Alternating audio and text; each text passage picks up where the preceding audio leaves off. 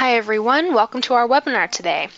The topic for today's webinar is net energy metering, distributed solar valuation, and rate design. This webinar is being presented by the Clean Energy States Alliance, also known as CESA, and our host for today's webinar is Warren Leon. Warren is the Executive Director of CESA, and we also have three excellent guest speakers on the line with us today. Before I pass it over to them, I'd like to go over a few quick housekeeping notes. All of our attendees for this webinar are in listen-only mode. That means that you can hear us, hopefully, but we can't hear you. You have a couple of options to join the audio portion of the webinar. You can call in using your telephone, or you can connect using your computer mic and speakers. If you'd like to minimize the webinar console, you can click on the little orange arrow that you see circled here. You can also use that arrow to expand the webinar console. A very important note, we ask that you please submit your questions and your comments throughout the webinar by typing them into the question box in the webinar console and hitting send. We will be reading through your questions as they come in, and we're going to save about 15 minutes at the end of the webinar for a Q&A with the audience.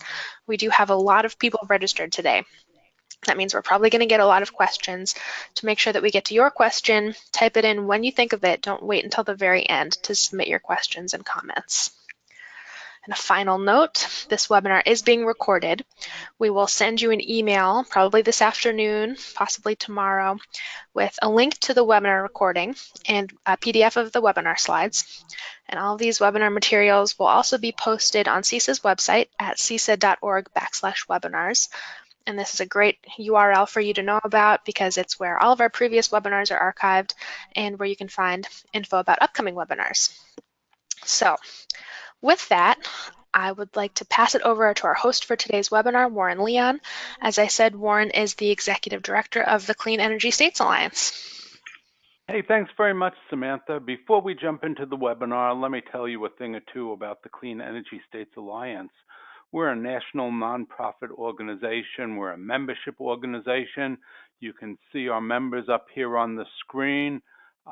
They are public agencies, mostly state agencies across the country, and we work with them to share information, work on joint projects, and advance clean energy, especially in the electricity sector. In addition to working with our members, we engage in some other activities such as the RPS Collaborative, and through the RPS Collaborative, we share information about renewable portfolio standards and provide technical assistance to state program managers of renewable portfolio standards. We also offer a number of free newsletters that tell you not just about our activities, but what's going on topics around the country, topics such as energy storage, low-income solar,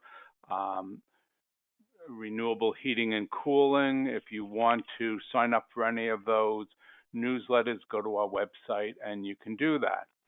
So if I could have the next slide, Samantha. We're going to jump into this webinar. We're going to today deal with a hot topic. If you've been following solar policy at all, you know there's been lots of debate and discussion around net energy metering, distributed solar valuation, and rate design related to solar.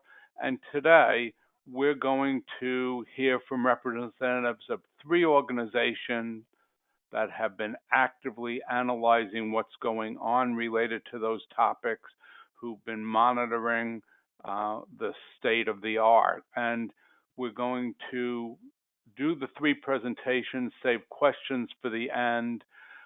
We will finish the presentations in under an hour. We'll start the questions within the hour. But because we expect there'll be significant number of questions, we're going to be prepared to stay here until 15 minutes past the hour so that those of you who ask questions will have more time to have them answered. So our first speaker, and I'm only going to introduce each speaker before their presentation.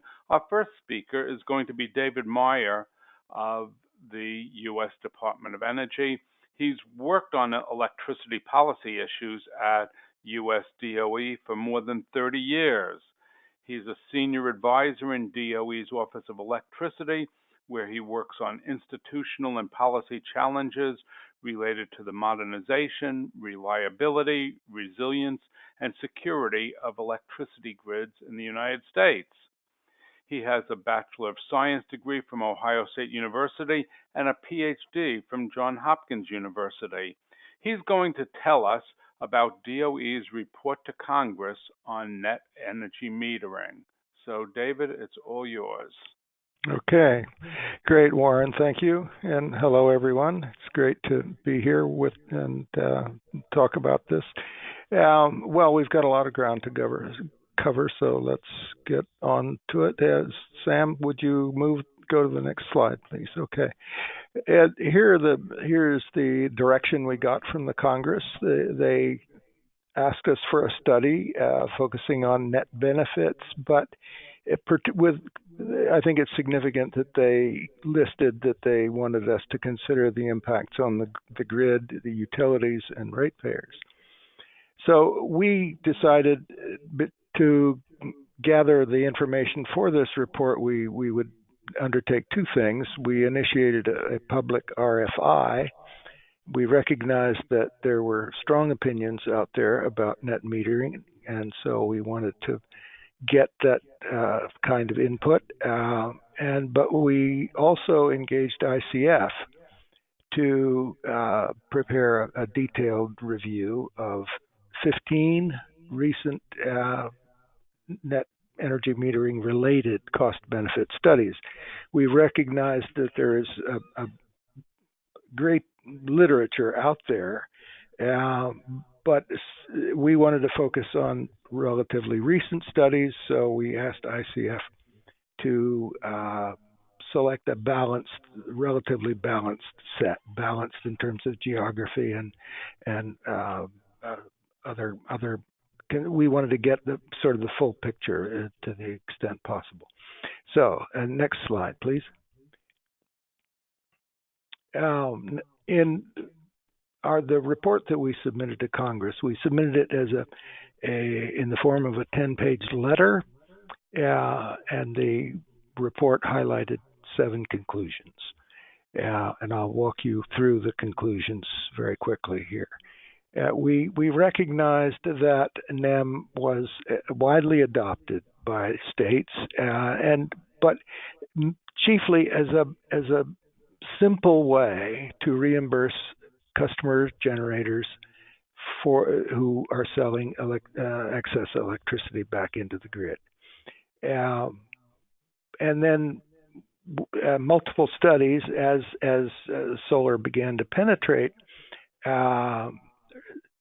multiple studies found that these basic tariffs based on net energy metering result in some degree of cost shifting between non-solar customers and solar customers. And our third conclusion was that in addition to that cost shifting problem, we recognized that the basic NEM tariffs were not providing effective incentives for solar customers to maximize the value of the electricity they produce, not in terms of location. Some locations are more advantageous than others, and also in terms of the timing during the day when the electricity is produced. And fourth, we recognize that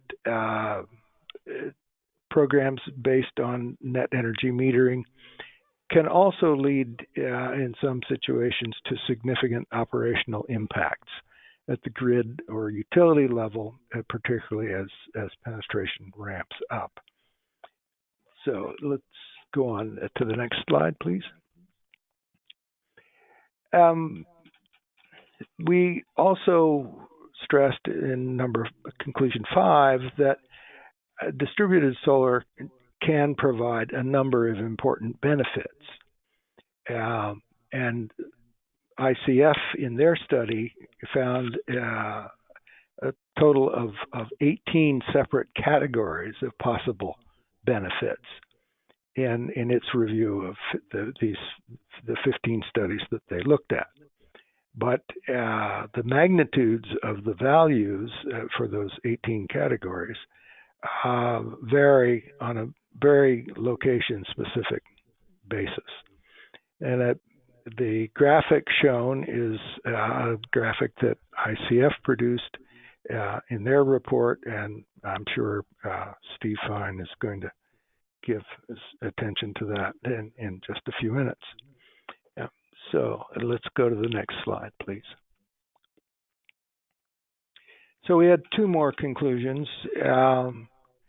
One, number 6, is that many states now have either phased out what we call NEM 1.0 in favor of one or another NEM successor or regulatory approach or framework. And basically, the message here is that as penetration increased, people were finding that it's simply necessary to go to some more nuanced regulatory construct than it was the case with NEM 1.0. That given the diverse impacts that are involved, you can't be equitable to the parties involved and without going to a more nuanced framework of some kind.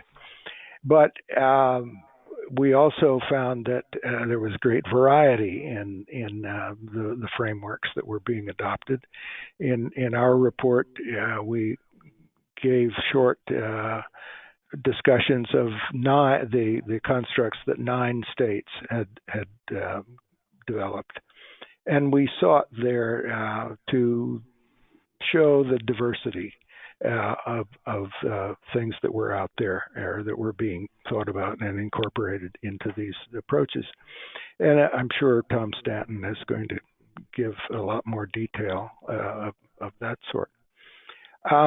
Finally, we recognized that the line between state and federal jurisdiction over net metering is still there are aspects of that are still being debated, and so things may continue to evolve on this front.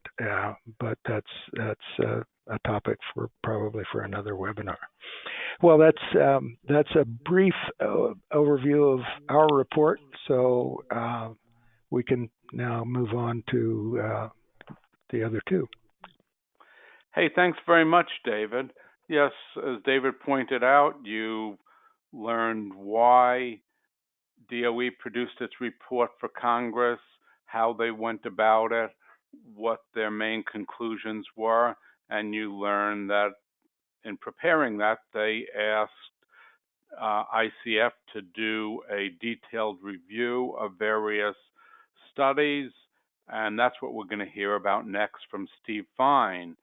Steve is a vice president with ICF, and he leads the distributed grid strategy practice there.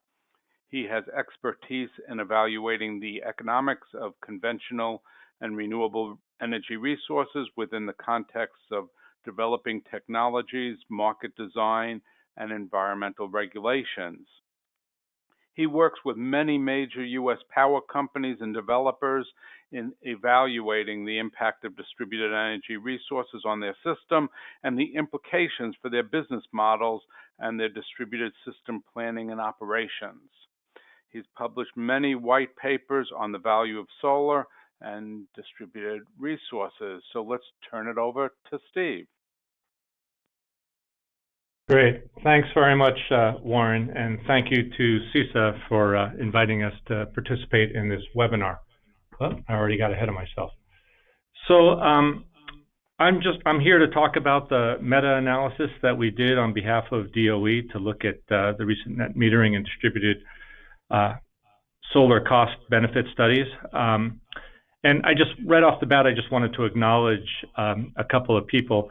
In particular, Megan Kelly, who was a lead consultant on our distributed grid strategy team, for all her work on the study. And then several other members of the team who contributed as well, including Patricia DaCosta, Sirhut Vaidya, and Puneet Reddy. So just a shout out to all those folks. I wanted to talk about, starting with the purpose and objective of the study. As David mentioned, we were commissioned by DOE to prepare a review of a select number of net energy metering cost-benefit studies. This study, you can see the cover of it there, was completed back in May 2018. And for that study, as David also mentioned, we reviewed 15 studies, each from a different state, and really tried to highlight the key issues and emerging trends based on a number of different aspects. And some of the biggest areas for consideration we captured here, including the cost-benefit categories. So we looked at which types of costs and benefits were included and evaluated and how they were defined and estimated. We looked at the methodological choices, so meaning that we looked across the studies and looked how they assessed the impacts of the choices that they made. This was important because different ways of quantifying certain costs and benefits can be a large driver and are a large driver of differing results. And then overall findings, we compared the overall findings of the studies and looked at how different factors influenced the results and identified the elements that study outcomes were highly sensitive to. So, you know, one of the reasons to conduct a review like this, besides the fact that Congress asked DOE to produce it, but there really is such a wide variety of analysis and approaches that have been used by different parties in different parts of the country on this topic. And you know, with a fair amount of inconsistency between them, and that inconsistency isn't always transparent and can often be confusing for folks who are trying to take a look at this for stakeholders, and their ability to look across and try to establish best practices or compare and contrast the different methodologies. So we really tried to come up with an analysis and a framework that allowed stakeholders to look at that, understand the different methodologies, and tried as much as possible to really put these on an apples-to-apples basis, which we were somewhat successful in doing, but there are enough differences between the studies that we weren't fully able to do that. I think it's important to note that our review concentrated just on the valuation frameworks themselves, so we did not get into rate design considerations or tariff proposals.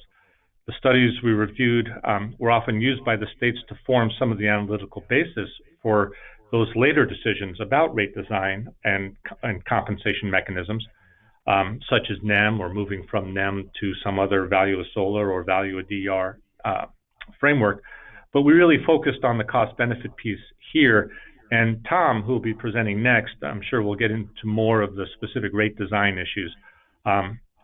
So look forward to that. Just in terms of an illustration of the evolution from NEM to more location-based cost-benefit analysis, and this map, I think it's important to look at this just directionally and not specifically at the maps because they were correct at the time, but you can see they're dated respectively 2015, 16, and 17. So even they don't refer to what the state of the art is today or what the state of policymaking is today. But this slide is really just meant to give a simple illustration of the context in which states were preparing the studies that we looked at, the 15 studies, and the evolution of that policy environment at the time. And the emphasis really, as I mentioned, is on the progression of the overall trend. The studies that we reviewed were prepared as there was a clear shift occurring in the states away from traditional net metering or NEM policies and a movement towards studying a more specific value of solar and, in general, more location-based frameworks that analyze the impacts of DER at the distribution level, with the overall sense, essentially, that behind the meter, solar, and other DER, as it starts to become more prevalent, and David mentioned this on the distribution grid, that there's a need to really try to understand the value and that it brings to the customers, to the grid, and then to balance the compensation that they receive with the value that they bring to the system. So the first map shows the changes that start to happen at the state level NEM policies several years ago. and then moving on to the value of solar, again, looking at the value of solar, and then as we're seeing more and more states now move to distribution resource planning. And again, in looking at distribution planning, that includes the need to develop a more granular methodology for understanding the locational value of DER more broadly. And so it's the value of solar and the value of DER as a component of distribution resource planning. I'd say, as I mentioned, the majority of the analysis was conducted back in 2017, and this trend toward locational value is still continuing today. And if you look around, there are about a dozen more states currently in 2019 that have active proceedings on distribution planning, states that are not on the map, including places like Hawaii, Michigan, Oregon, Minnesota, and others. So just wanted to make that point. In selecting the states and the studies to analyze for this meta-analysis, and again, the idea was to look at 15. We wanted it to be more representative than fully exhaustive. So we conducted a literature search to look at the relevant studies from across the country. We found about 40 studies, so no shortage of studies related to the costs and benefits of distributed solar that had been prepared over the last 5 to even 10 years. But then, as I said, we narrowed that list to a selection of 15, which we thought were broadly representative, and went through a vetting process, together with DOE. In order to get that representative set, we used a set of criteria that to ensure that we reviewed a sample that represents a balanced cross-section of the most recently available analyses, sponsored by different organizations with different perspectives, and prepared by a variety of firms, and I'll show you that in a minute. That map shows the 15 states where the studies we analyzed came from, and we aim for both geographic diversity, and we also aim to look at studies from states with different levels of PV penetration, which can be a strong influencer of how those resources are valued. So here are the 15 studies that we reviewed. As you can see, all the studies are from 2014 through 2017, with many of them occurring in 15, 16, and 17. About half were commissioned by state utility commissions. The rest were commissioned by utilities, environmental groups, research organizations, or other state agencies. A handful of the firms, there are a handful of firms out there specializing in preparing these kinds of studies, and this report includes a sample prepared by those different firms, and those are, so you can see the sponsoring organization and the firm that prepared it there, just to, wanted again to get a representative cross-section. The one thing they all have in common, though, regardless of how different their methodologies are, is that every single study either identifies or quantifies a defined set of cost-benefit categories related to net metering or distributed solar. So if the study didn't have those cost-benefit categories, we didn't include it for inclusion. So those that talked about things more qualitatively and didn't try to categorize them were excluded. We also excluded, I should note, other meta-analyses. Ours is not the first to be conducted. There are others that have been conducted by others in the past, and we did not include those. So we grouped the studies really into different types so that we could better compare them, again, on trying to, as much as possible, be able to compare them on an apples-to-apples basis. And in general, these groupings reflect differences in state policy context as the states were working through sort of where they were in the process. So the first category includes NEM cost-benefit analysis. So that first grouping were studies that performed a cost-benefit analysis of a net metering program. There were 6 studies reviewed that were categorized this way. These studies tended to evaluate the impact of extending an existing or launching a traditional NEM program, or study whether an existing NEM program is creating an unfair cost shift to non-participating ratepayers, what's often referred to as cross-subsidization. And so that refers to the potential shift in costs away from solar PV customers who might be benefiting at the expense of other ratepayers who are making up the difference in paying, particularly of some of the fixed grid costs that are there. And I'll just mention the study in Vermont included a quote that said, in the analysis of the existence and magnitude of any cross-subsidy created by the current net metering program. So clearly that was the concern of cross-subsidization was front and center in their mind.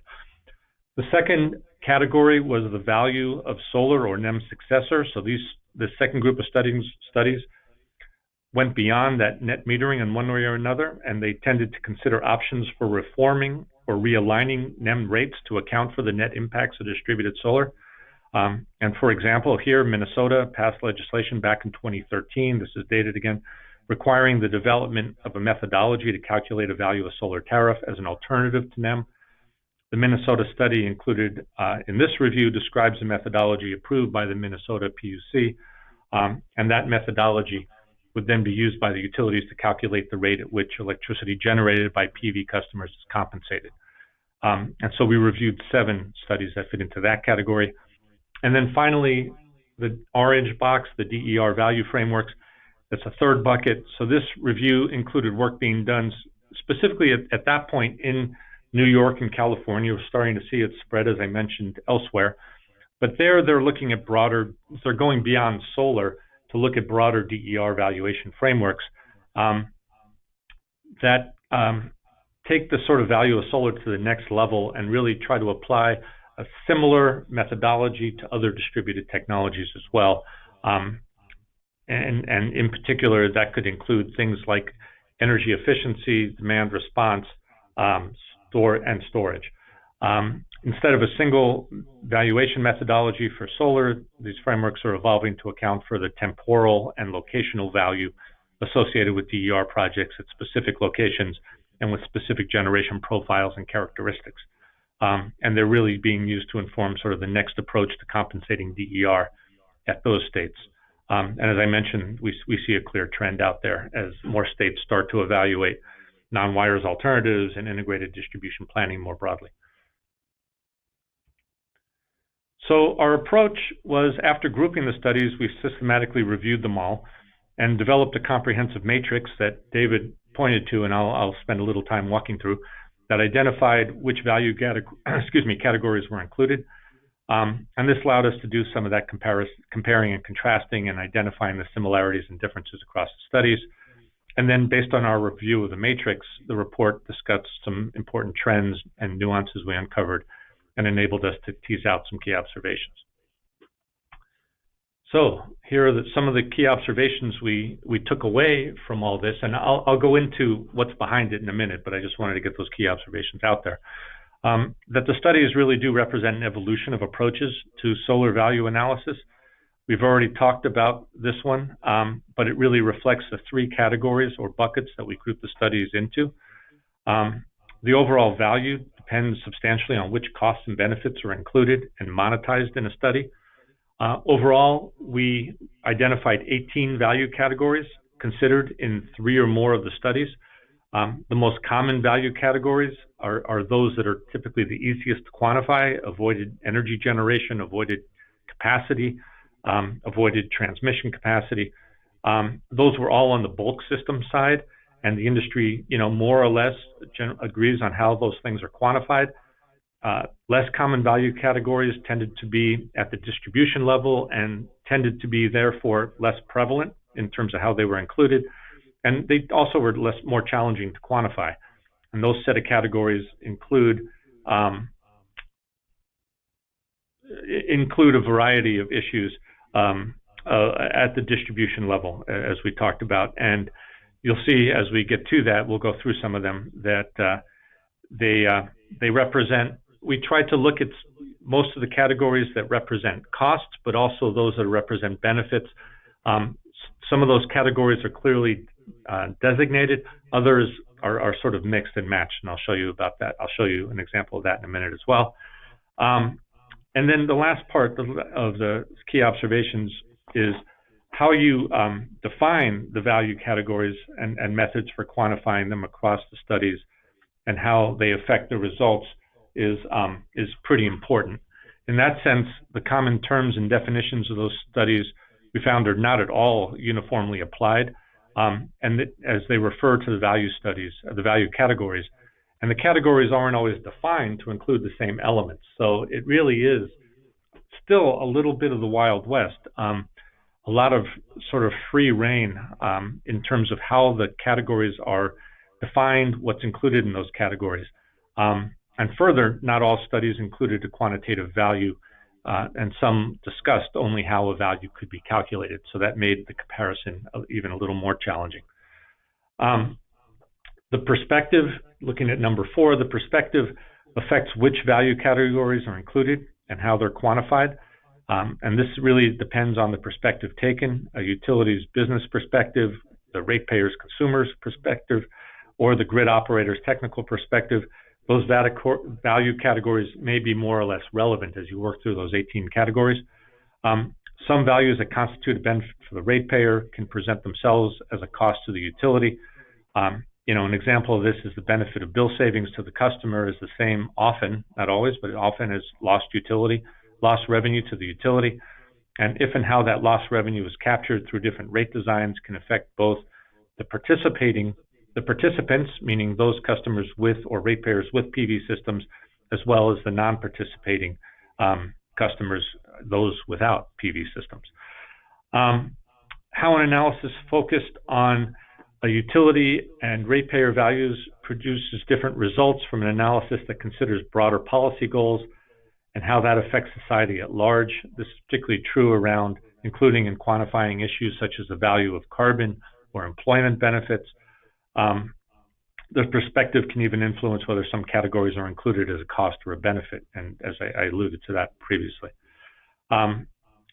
Most studies consider multiple perspectives by applying a range of cost-effectiveness tests, and those cost-effectiveness tests are often the same ones that are used in evaluating energy efficiency programs. And in general, in analyzing the results or findings from a selection of studies, it was important to consider to whom the benefits and costs accrue and how that perspective affects the outcome of those studies. And then finally, the studies use a range of assumptions for factors that influence results. Values in the studies were influenced by a number of choices and input assumptions. So in a different, and this you would expect, right? In addition to having the having the categories defined differently, which some standardization would be helpful when you look at that, you would expect a range of different input assumptions because of looking at local conditions in terms of what's the marginal unit that's being displaced, what's the impact of the integration costs, the inclusion of externalities and societal values, what the discount rates are being used. So those are all very sort of logical differences from one study to another that one would expect just because of the location in which they're being conducted. So in terms of the value categories that we included, here you can see the framework that were considered, as I mentioned, in 3 or more of the studies. So, and this framework itself was inspired by frameworks that are used of several states, whether it's in the California proceedings or it's in the New York VEDR proceedings. They provide, those 2 states provide a pretty good starting framework, and then but we didn't limit ourselves to that. We added categories if they showed up in 3 or more of the studies that we evaluated. So we came up with a pretty comprehensive list of 18 categories. This table identifies the parts of the system that reflect the values. So you've got under generation, which is the green part there, that's at the wholesale level. Transmission, also at the wholesale level. Distribution, which is the red component there. So things on the distribution system. You have a cost, which represented there as C. So those are integration costs, and some studies included lost utility revenues, things of that nature. And then we separated off at the bottom the societal impacts. For the categories, you can see most of them are presented. Steve, if I could interrupt for just a second, you need to finish up in the next 2 to 3 minutes. Thank you. Okay, we'll make it quick. So some of these are on the plus side, meaning avoided generation. So avoided value being a positive value in valuing that distributed solar. Some of them are costs in terms of integration costs, and some of them are costs in terms of lost utility revenues. And then again, societal impacts are all sort of positive, so they add into the positive value. So, you know, there is no one right category. I think it's about trying to come up with that standardized framework. It's important for stakeholders, though, when they think about their own framework, to consider their own state policy goals and needs on the grid. Having some standardization, at least in terms of what the value categories, how they're defined, is one thing that we believe could really help improve the valuation process across the board. And that frameworks, though, will obviously need to be able to account for unique variables in state or that are location specific. I would also mention there are efforts underway to develop some of that standardization, and they're focused on extending cost effectiveness principles to assess energy efficiency, things like the National Standards Practice Manual. That seems to be a promising effort to move forward. So this is a comprehensive matrix. I'm not going to go through this in detail. This is a sort of a stylized matrix to what David presented earlier. It just goes to show you that not one study included all 18 categories. Many of them included a smattering of the different categories. Again, fair amount of consistency, but not complete consistency across the generation side and the transmission side. Much less consistency as you get to the distribution side. Certainly less consistency as you talk about the cost side of the equation, and then also on the societal impacts, less consistency there. The study is available. I would encourage folks to look at it if you're interested. In the interest of time, I'd say that, you know, this is still evolving. There's a lot of room to go and really around the consistency of trying to define the categories and the inclusion of what's important to include and what's not. And that might just be a stakeholder or a state-specific perspective, but that needs to be considered. The challenge of valuing distribution still remains in terms of its location, and we're getting into that temporal valuation as well. I would just mention, and Tom may touch on this, that there are tensions between, you know, there's a lot of discussion about eventually going to sort of a transactive market type of structure, even though we may be a good few years away from that, but there are tensions between doing something like that that's more dynamic and market-based, and between establishing administratively determined tariffs. And we're seeing a lot of this discussion play out now, not only as this has evolved from NEM, but as I mentioned before, as it's evolving to the more broader valuation of DER more generally, and that's in the context of both non-wires alternatives and integrated distribution planning. So, in the interest of time, I'll leave it there. You can Google the results for this. That review of recent cost-benefit studies related to net metering and distributed solar is the title of this specific paper. So that's it. So back to you, Warren. Thanks very much. Hey, thanks very much, Steve. So, you know, Steve and ICF, they were looking at the studies that were trying to determine the value of solar. Well, through the National Regulatory Research Institute, Tom Stanton worked on looking at what's going on out there in the world in terms of states making policy changes. And that's what we're going to turn to next. Tom is principal researcher for energy and environment at the National Regulatory Research Institute, or NRRI. He's worked there since fall 2010. He specializes in policy research for distributed energy resources, energy efficiency, renewable energy, grid modernization, and climate change. He's a lifelong resident of Michigan. He worked for the state government there for over 32 years, including 10 years at the State Energy Office and 22 as a member of the Michigan Public Service Commission staff. He's going to talk about the work that he did on NEM 2.0 and successor tariffs. So, Tom, it's over to you. Okay, thank you very much, Warren, and thank you, Samantha and CISA, for hosting the webinar today. I'm very happy to be here. I'm talking about a brand new report just out in the last couple of weeks that is available for download at that website. I'm going to go very quickly through a slide deck here, but the audience members will all get access to the whole slide deck later. So I encourage you to think about any questions you might have and type them in as we go. I was looking at a review of what the actions have been across the states in the last few years. And this is summary maps that come from the North Carolina State University Clean Energy Technology Center. They publish a report every quarter now that is called the 50 States of Solar.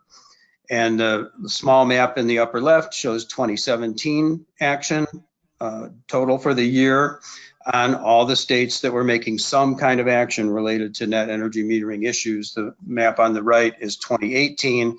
And the takeaway from this is to understand that almost every state is taking some kind of action in this realm. And the paper that I did tries to summarize that. So I put this slide in here just so we could review quickly what it is that's driving all of these changes coming around. One is that many of the initial state policies that set up net energy metering included some kind of a program cap. For example, they would say when the total amount of capacity equals 0.5% of the utility's annual total, that should trigger a review, or it should trigger an alternative discussion about what will come next after net metering. Also, the Edison Electric Institute published a report by a man named Kind about how solar especially was a disruptive technology that was raising important questions for the utility industry about fairness and this issue of cross subsidies that we've already heard about. And so they kind of made a way for utility companies to frame this topic as kind of urgent for commissions to consider and consider making changes. Against that, there's this background of generally flat or even slightly declining sales on the part of utilities all over the country, aging equipment that does need to be replaced and will cause there to be a lot of needs for new investment, not only to replace the aging equipment, but to add new capabilities to the grid that generally fall under the rubric that we talk about as grid modernization or smart grid. So utilities are stuck in this situation where they're going to have to spend a lot more money. That'll put upward pressure on rates, and they're very concerned about the growing markets, especially for solar PV, but more recently also for battery storage. And we're seeing changing market conditions for lots and lots of different kinds of distributed energy resources. So that was kind of what was pushing this forward. This table, to me, is one of the most interesting from my work, and it comes originally from a report by the National Renewable Energy Laboratory. And they tried to talk about the different kinds of markets, especially for solar photovoltaics, but you can think about this for markets for almost any kind of distributed energy resources. And the first condition is in the second column over. The general market condition can be thought of as solar energy is not really economic, it's uneconomic. The benefits are going to be less than the costs, which means people who invest will get a slow, if they ever get a return on their investment. The life cycle cost of the energy from a solar PV system installed on somebody's rooftop would be greater than its value in the value of distributed energy resources calculation. There are other relevant kinds of support policies in addition to utility rate structures, for example, grants and loans and other kinds of programs that states have put into play to support the growing solar industry, especially at the beginning of the industry. But we could consider that in an uneconomic market, those policy supports would be a low quantity, or that they would make a little difference to the adopters. So the kinds of people that would have adopted solar at this time are the ones that are typically called true believers or innovators in this overall subject of diffusion of innovations. What kinds of people are adopting the new technology? They're the true believers. Market share for all the distributed energy resources would be less than 1% of customers, small number of customers. The growth rates would be low. I put here approximately 1/3 per year. These are just general characterizations of growth rates. Trend in overall utility sales levels might be that those are growing still, or that they're flat. And then the result you get from that set of different actions and criteria is that the time pressure for making a regulatory change is really quite low in that scenario. And then you'll see two other scenarios here that just talk about the same kinds of qualities, but as the market starts to grow and we achieve full grid cost competitiveness on the part of these resources, then the market pressure grows, the majority starts being interested, and you might consider that that's the situation in Hawaii, where the earlier slide showed 22% penetration of rooftop solar or distributed solar. So I found this very interesting as a way to think about where we stand today and where things are going forward. So this summarizes those market conditions, and it's just a further explanation of what I've been talking about. So I'm going to skip over this one. In my report, these are a few quotes from the report that I thought helped to summarize it for you. Early on, people set up net metering because it was administratively simple, and the metering equipment early on was capable of measuring a net, but it wasn't really capable of measuring both inflow and outflow, which is now coming into play as we get smarter meters throughout the country. But people thought that net energy metering was inherently causing cross subsidies to be paid by non-participating customers to the participating customers. And we've talked about that a little bit already. There were these widespread perceptions that we put net metering into place when there was just the very beginning of a market for only marginally cost-effective, or maybe even not cost-effective, solar PV. But now that solar PV is becoming cost-effective, net metering has served its purpose, and the time has come to replace it with something else.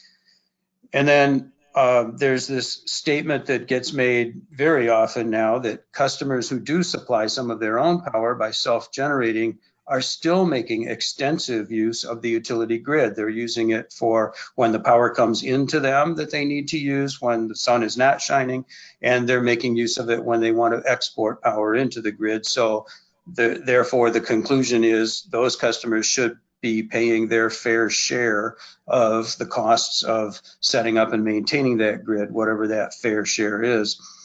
And then the regulatory treatment should appropriately compensate net metering customers for the services that they produce and deliver. Those are kinds of two sides of this coin. One, we want the customers who do make use of the grid to pay for their fair share of it. But number two, we want the customers who are providing the specific values from distributed energy resources to be compensated appropriately for those values that they're providing. So in my report, I looked at these 7 major topics. Which states are engaged in comprehensive reviews of all rate designs for customers with all kinds of distributed generation? Which ones are talking about changing the credit rates for the excess generation delivered to the grid, increasing fixed charges, adding a separate demand or standby charges to rates that previously did not have one? Maybe some states are talking about treating the customers with distributed generation as if they're a separate customer class for rate making purposes. And then several states have been taking action on the legality of having a third party own distributed generation, whether that's legal or not legal, and what the contracts have to look like in certain states in order for it to be legal. Plus, many states have been enabling community solar projects, and that's very closely related to net metering in many states, where community solar becomes a kind of virtual net metering for those customers who might not have the opportunity to put the solar energy on their own roof, but could participate in a community net metering program. So this is a summary of those same topics. and shows you which states have been taking actions on which ones of those topics. The blue lines indicate the states that have a restructured electric utility industry, which means customers have the opportunity to buy their electricity service from a competitive supplier of generation and electricity service. And the white lines represent the states that are still vertically integrated. So I guess part of the takeaway from this is there is a little bit more action in the vertically integrated states than there is in the states that are restructured, but there's a lot of action across the board on all these topics, as we saw from the earlier maps. This graph, which comes from North Carolina State University group, shows the action year upon year in each one of those topics. And I think you can get an idea here that certain topics are growing. The idea of changing the way we compensate the distributed generation. There's been more and more states active in thinking about that and acting on it each year as the years have gone by. The same with considering fixed charge increases for customers. But some of the other topics, like whether we should have a demand charge or a separate kind of a charge for solar customers, the action has been decreasing over time. So that's just a little bit of a kind of a weather report about what you see going on around the states. I put in this quote from the NARUC Manual on Distributed Energy Resources, Rate Design and Compensation. NARUC, in case you don't know, is the National Association of Regulatory Utility Commissioners. It's the 132-year-old organization of all the state public utility regulatory commissions. And they had a rate design subcommittee write a report, or what they call a manual, about distributed energy resources rate design. And this is some of the guidance that comes out of that report. And I think it's valuable to keep this perspective that we want the resulting changes to be based on a review of the data and analysis. And we don't want to rush these reforms in, because rushed reforms can have unintended consequences. So you can read that on your own, I know. So here's where some of the action has been on the tariffs. States that have already engaged in replacing net energy metering, and there's a short list for you there. Nevada actually started it. The Nevada Commission took action to replace net metering, but then the legislature in 2017 overruled that earlier decision and reinstated net metering for the time being. And a couple of restructured states, Connecticut and Maine, have also been doing that. And in those states, typical rate design principles are being applied, or at least there's discussion about trying to apply these principles so that there won't be cross subsidies. Utilities will recover their full cost of service for what it costs them to provide service to the customers, both customers with net energy metering and without net energy metering, and that there should be a full assessment of benefits and costs that gets built into these successor tariffs. Here's a timeline that showed which states took which kinds of actions in which years, and I'll let you read that on your own. And just the takeaway summary is you can see these actions sort of proceeding, more states getting involved, and typically the progression is that the legislature passes a law and that gets followed up over some period of time by a commission order that's working to implement that law. Early state decisions vary widely. And I put in here a summary state by state of the decisions that have been made so far. I'm not going to try to read this to you. Certainly you can read it on your own. But the one point that I do want to make is that these actions are still underway. This kind of surprised me as I did my research to see that these actions are really incomplete in every state that is working on it. The one possible exception is Hawaii. They're further along than any other state, and they've had some of their new tariffs all the way through the process and adopted by the commission. But even in Hawaii, they're still waiting for another chapter to be written in this story about how the new tariffs will be implemented. All these other states are taking action. They're moving down this pathway, but they're not at the end of the pathway yet. And very often this means that current net metering customers are grandfathered into the existing program, and people who are coming along now to sign up and register for net metering might get their service under the pre-existing program while we await some ultimate commission decision on what the new program is going to look like. Now, I'm very quickly, there are many slides here, and again, I'm not going to try to read them to you, but there are many slides here that summarize the action on specific topics. So here's a summary of what's been going on with fixed charge changes, and this shows it year upon year. One thing I think we can say about this is over time, perhaps the utilities that come into commissions asking for changes in their fixed charges are getting a better idea of what is reasonable to ask for and what the commissions might want to grant. So maybe over time there's getting to be less difference between what the utilities initially ask for and what the commissions want to grant them. Summary of the states that are looking at this idea of adding demand charges where there have not been demand charges before. And here's a map of the states that are completing value of studies, whether those are value of solar, value of distributed generation, or value of distributed energy resources.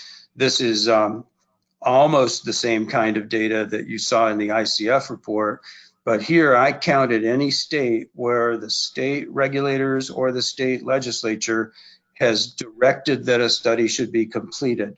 So it may well be that many of these states do have a study that is completed, but it was not completed under the auspices of a directive from the state regulators or legislature, so I did not count them in my map. States that are authorizing utility-led rooftop solar programs, and this is another kind of variation. You know, should the utility be able to either own and operate rooftop solar and earn a return on a rooftop solar investment, or should the utility be able to help customers take advantage of rooftop solar, and how would the utility be compensated for those activities? Here's a list of ideas, questions, topics that I think need to be addressed by future studies, and I guess that's one of the conclusions from today's extensive discussion, is that there's a lot more left to come here. We're not all the way at the end of this. There's a lot more work that needs to come and a lot more study. And then I'm not going to go through these, but you'll get supplemental slides that talk a little bit about my organization, NRRI, and my background. And then there's a more detailed summary of actions in 10 different states. We looked at these 10 states in a little bit more detail and give summaries to what those states have been doing on these topics. 5 of those states are restructured and 5 are vertically integrated. So thank you all very much for your time today, and I look forward to the discussion. Hey, Tom, thanks very much. All of our speakers covered a lot of ground here and gave us a lot of useful information in a short amount of time. We have time for some questions. We're going to go until 15 minutes past the hour. And let me just start with a very simple question for David. Several people wanted to know where they can get a copy of DOE's report to Congress. Warren, David? it's on our website, and I should have dug out the web address for you, but I'll send it to you, and when you send out the slides, you can distribute that web address. Hey, that's good. That's very good. Yeah, both the ICF report is also posted in the same place. So both of those are available there. I'm sure the ICF report is available elsewhere as well, but anyway. Very good. Thank you, and we will pass on that information. Steve, I have a cluster of questions for you, and anybody else can weigh in on this. And they basically have to do with the differences between the various studies you looked at. Are there any of the studies or methods that you think did the best job? Are there any lessons learned from looking at all these studies? and somebody asked a little more pointedly, why didn't you attempt to identify the best practices and just look at those studies rather than the whole sample? Right. Okay. So maybe, Sam, if you've got the slides, maybe you could go to slide 9 of my deck, and that would just help, which presents the valuation framework. What I would say is, I don't know that we would characterize thank you. I don't know that we would characterize any of the studies we looked at as sort of a best practice. A number of them, what I think my takeaway from this whole thing is that it's really important, as I mentioned before, to make sure that the regulators, the utilities, the stakeholders, other interveners, other folks that are involved in this process are all speaking the same language. And that really starts with just carefully defining the categories, because we saw that there is just a lot of, folks they're playing a little loose, or at least it's differently. There's no standardization to how some of these categories were defined and what's included in them. So some of them are pretty standard, including things like avoided energy generation. And if you look at the the green box of what's on the wholesale side, and in fact, Sam, if you don't mind going to slide 11, I think that actually it has this, but then it has the total number, the actual results themselves. You can see that some of the studies, included many of the categories, but there was a lot of difference. So fuel hedging, for example, is a very contentious issue as to whether that should be included or not. Not many states did include it, and those that did, it tended to really drive a difference in the result of $20 to $30 a megawatt hour, in terms of sort of the when you look at the stacked chart of the different values. So a category that is pretty contentious, and I don't want to say it's not right or not a best practice, but I think it deserves discussion as to whether it should be included or not in a particular state's valuation framework. So I think it really is a lot of just the process of trying to really nail down the categories, making sure the definitions are well understood. And then, on some of it, it's a public policy debate, honestly, as to whether some of these things should be included or not. But I think also just understanding the perspective of how you're trying to, who you're trying to compensate and what you're trying to do with this is really important. Hey, thank you. So I'm not sure if that directly answers the question, but. Well, that's probably the best that can be done at the moment. Tom, I have a couple questions for you. You show that some of the states that have been, doing studies and policy changes were driven by legislation, but what share of them are driven by a utility-initiated proceeding? Well, I don't have a number that I can say, this many came from utility applications to commissions, but I would guess it's probably at least half. And in many, many of the states, whether or not there was an initiative on the part of a legislature first or a commission first, utilities are tending to ask these questions about these rates in every single rate case that comes up.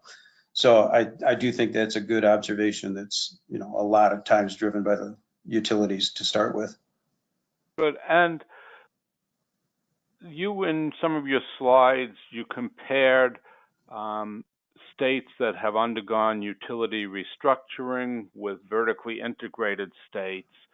Can you make any conclusions about the differences between those two classes of states in either the use of net energy metering or the impact of net energy metering or the desire to move away from it? Very little at this point, and it's another excellent question and something I was really sincerely trying to look for to see whether there would be patterns that we could understand. There are a couple slides in the supplemental slides that do try to summarize at a very high level what we found in looking in more detail at 5 restructured states versus 5 vertically integrated states. But I think that's still an open question that remains. And the issues about utility cost recovery for the utilities regulated resources are there in either case. So I don't yet know the answer to that. I wish I did, and we'll keep looking. And if the listeners have ideas, I would like to know more about it, and we can consider, how to bring some better information to that topic. Thanks. Here's a question basically for everybody. It had to do with David's presentation at the beginning, which on the one hand said that cost shifting can occur and in effect the folks who install solar are getting a better deal at the expense of others. But then another one of DOE's conclusions said that solar customers may not be realizing all the economic benefits from net energy metering. And the question is, how can both of those be the case, that the solar customers are doing better than they should if one were to just look at the thing objectively, and they're also doing worse than they should? Well, Warren, there are two things at work there. There is the cost shifting thing, which relates to fixed costs and who is going to pay or making sure that everybody pays a fair share of their fixed costs, I guess. But the other thing is just the value of the product, and the value of the product, at least when you're selling back to the utility, it varies by location and it varies by time of day.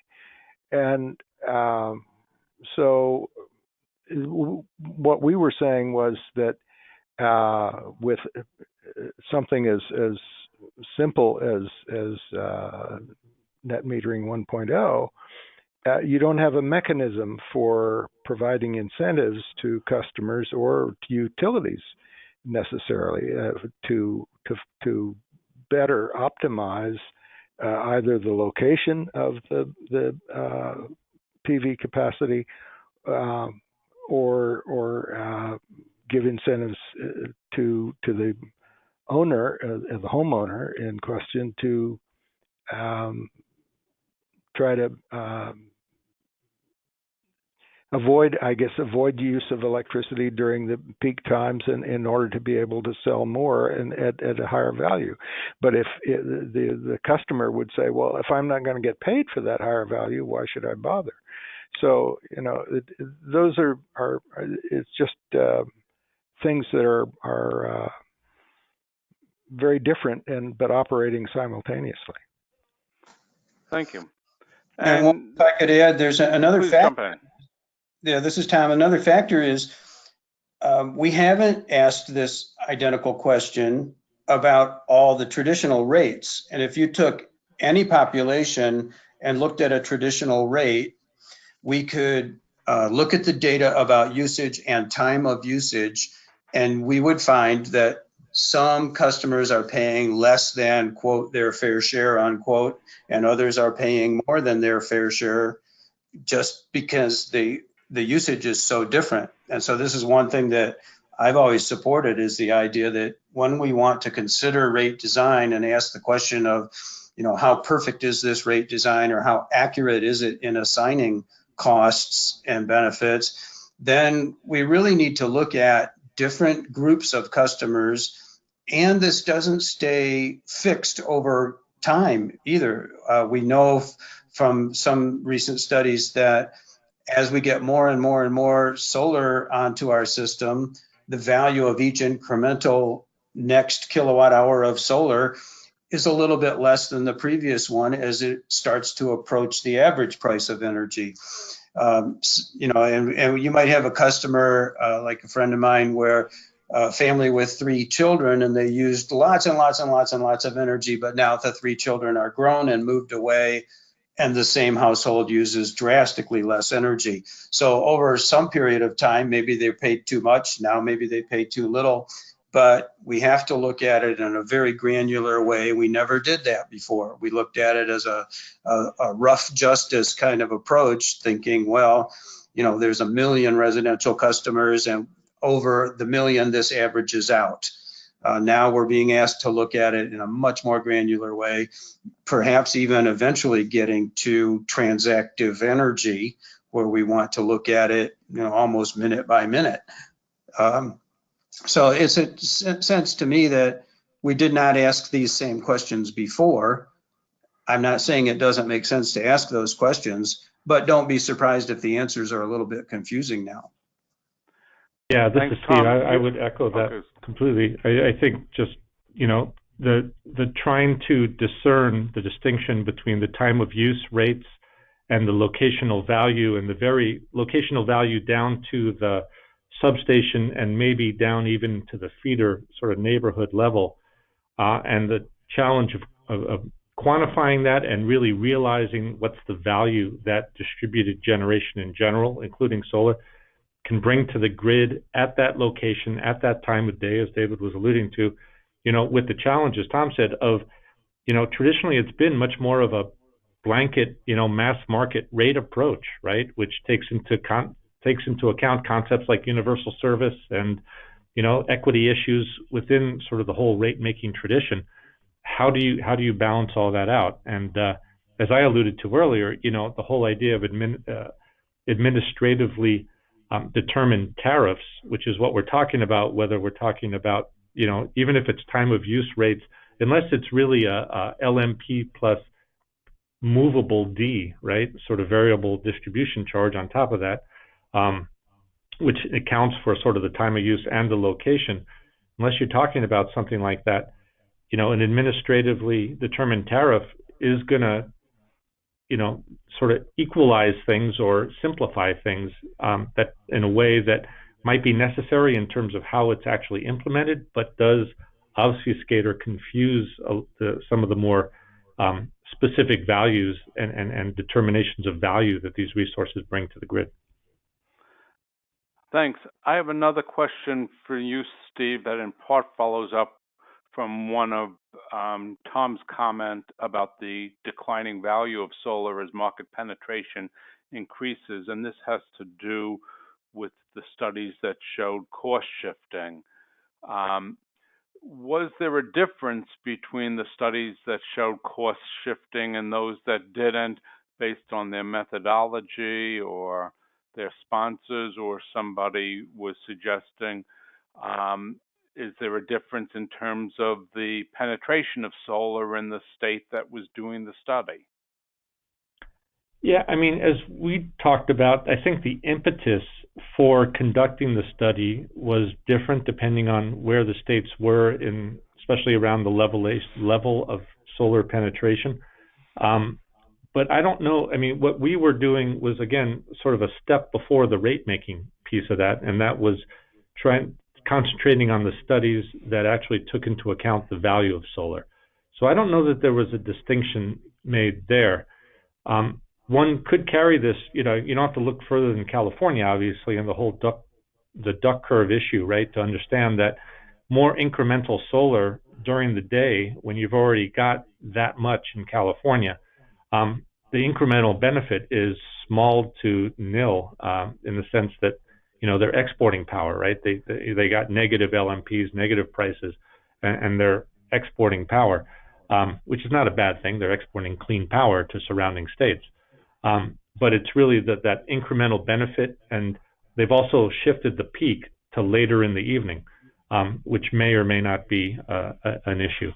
So it does determine, you know, how much. Now, granted, that's a lot of solar on the system, and in that case, in California, it's not just distributed, obviously. I mean, the original duct chart as conceived by the California ISO was all based on central station utility scale generation, and then DER has sort of been added on top of that. But it definitely, you know, that kind of generation during the day when you don't necessarily have peak loads, or that's not coincident with system peak loads, is a concern. And I mean, you need a lot of solar for it to impact that system, but you're already starting to see mini duck curves developing, certainly in Arizona and in Massachusetts, of all places, because of the high level of solar subsidies that they have. Thank you. Well, I'm going to give each of our speakers a minute or two to make any wrap-up remarks or say anything else you haven't had a chance to say. But before I do that, I have two announcements I want to make. The first is I want to let everybody know on the line that I know we didn't get to all your questions, and a lot of you made very good comments as well. We're going to share those with the speakers, and if one of the speakers feels like he has something to add in response to that question from you, we'll find a way to get the response back to you. And then the second thing is Tom asked me to tell you that NRRI is going to have a webinar tomorrow on the topic of advancing energy storage in the States. What's your 2020 vision? If you are interested in that, go to their website to find out more. They're free to state agencies. So with that, each of you has a minute or two for any wrap-up thoughts. David, what would you like to leave us with?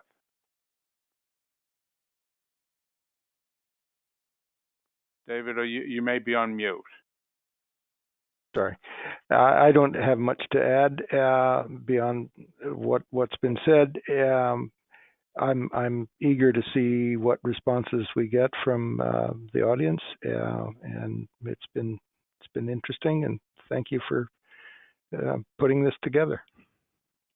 And thank you. And Steve. I think we've captured a lot of it, but I would just say that one, as we talked about, the valuation frameworks are continuing to evolve as we go from value of DER, value of solar, to value of DER, and NWAs, non-wire alternatives, and integrated distribution planning. I'd also just want to point out that the value of distribution, right, and in particular the avoided, which is mostly the value of avoided investment in distribution and capacity on the distribution system, whether it be a transformer or reconductoring a line or what have you, is a relatively small piece of the whole value stack, but it's an important piece to understand. And this is where in some places it can be large, in some places it can be small to non-existent. And this is where that tension becomes, trying to capture that and trying to figure out the right geographic level to apply it to. Whether you're trying to go for a mass market sort of NEM replacement tariff, or whether you're trying to go through a very locationally specific NWA type of either program or procurement. So number of trade-offs there. I think that just needs to be taken into account. There's no one right answer there. It's just to be aware of what you're trying to do and the parameters that are involved. Thank you. And Tom. Thank you very much. I think my takeaway from this is that every state is looking at it in slightly different ways.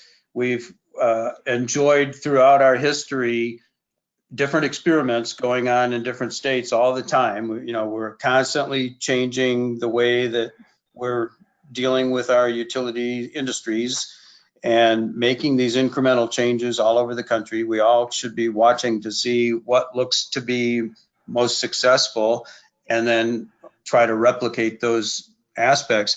One thing that occurs to me is I'm very interested that it was the United States Congress asking for this analysis, because so far Congress has made very little in the way of any inroads into distributed energy resources and especially net energy metering. There was the imperative for states to consider a net energy metering standard that was part of the Energy Act years ago, and that did cause several states to enter into new net energy metering relationships.